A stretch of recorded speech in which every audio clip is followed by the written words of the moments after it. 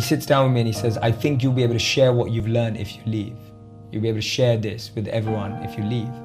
And I felt like it was his nice way of saying, you're not ready to be a monk, like get out of it. Right? That's how it felt.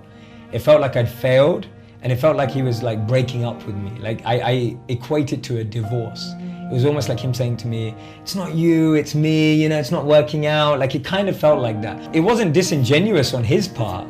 It was a reality check. It was a reality check that this wasn't gonna last forever. It was one of the most toughest, humiliating, ego-bashing, crushing things that happened. Because here I was thinking, I'm gonna be a monk and I'm gonna do this and I've got all these plans. And then all of a sudden, 3 years on, all your plans have failed.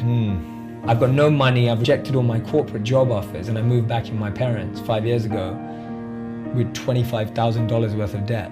So I moved back in my parents, and I'm thinking to myself, what am I gonna do? Like now I'm gonna have to think about paying bills, and I'm gonna have to think about, my parents aren't well off, so I didn't have anywhere to I had their home to hang out in, but it wasn't like, oh yeah, I'll just live off my parents for a bit, I'll figure it out. I was just like, I literally have nothing. Like if I don't figure this out, I'll be sleeping in my bedroom that I grew up in for the rest of my life, and that's it.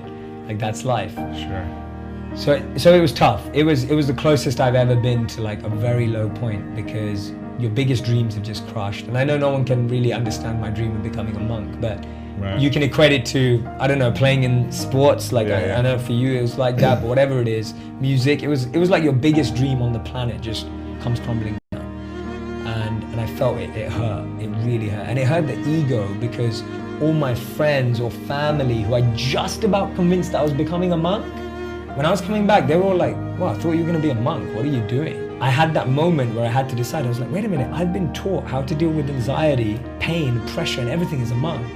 And for the first time in my life, I had to put it into like practice, but in like acceleration mode. So I ended up doing two things when I left. One thing was all my friends who work now at big companies, they were stressed out and hating their lives.